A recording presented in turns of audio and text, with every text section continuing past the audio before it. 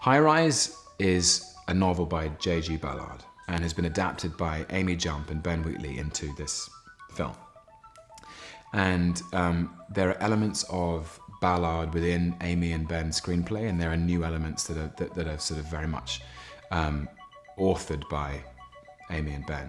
I think this film will appeal to people because it has a mixture of really intense humour and really hopefully good performances, but also a lot of darkness and, in that very Ballardian way, a kind of social comment. It's about social class, it's about hierarchy, it's about letting your inhibitions out.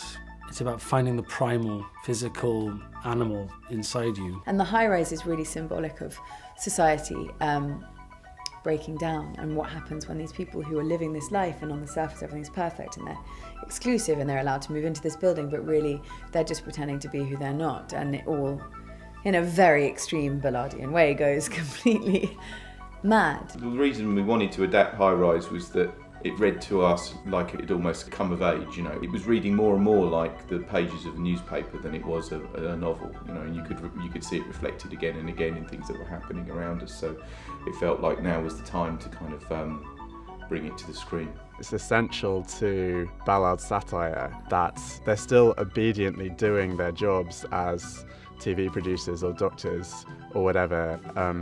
They're still putting on their suits and packing their briefcases every day.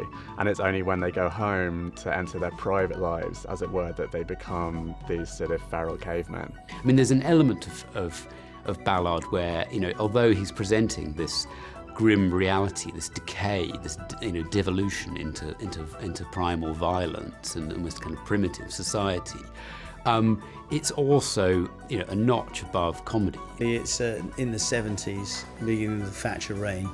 I don't know, J.G. Ballard is reflecting on society, on British society and modernism.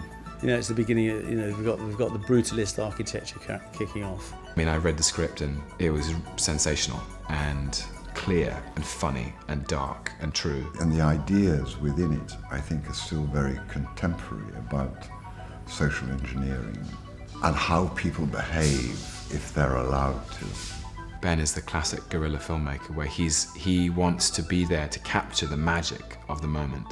He's not there to manipulate it, he's there to capture it. I really genuinely feel like he's probably one of the most important directors we have, certainly in England and possibly the world. The relevance for today is that there's lots of little elements that he was kind of getting right. I mean, the thing that struck me when I reread it was the way that the people in the tower would film everything on Super 8, on cine cameras, and then project it back to share it with everybody else in the building, which felt very much like social media. The other thing was that the kind of increasing need for the rich and elites in our society to separate themselves from the poor. It'll appeal to Ballard fans, people who like the J.G. Ballard tale told in the way that he intended.